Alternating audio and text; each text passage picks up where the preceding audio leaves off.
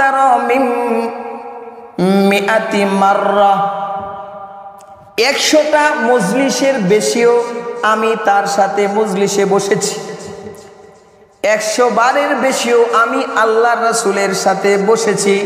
ফাকানা আসহাবুহু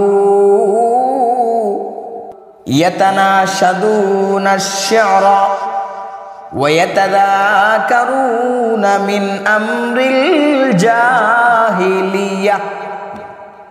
নবীজির সাহাবীরা শের আবৃত্তি করতেন, শের কবিতা, এবং জাহিলি যুগের বর্বরতার কথা অথবা জাহিলি যুগের বিভিন্ন কথোপকথন তারা আলোচনা করতেন।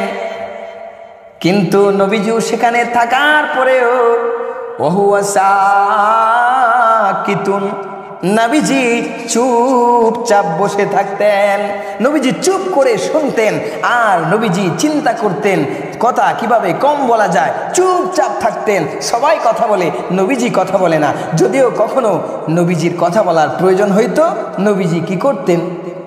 ফারুব্বামা তাবাসসামা মাআহুম, নবীজি মাঝে মধ্যে কথা বলার পরিবর্তে মুচকি হেসে তাদেরকে উৎসাহিত করতেন, মুচকি হেসে উৎসাহিত করতেন। এরপরেও কথা বলতেন না। যেখানে কথা বলার প্রয়োজন নেই সেখানে নবীজি কথা বলা থেকে বিরত থাকতেন। এটাই নবীর গুণ। এজন্য জবানের হেফাজত করা চায়, জবানের হেফাজত করা চায়।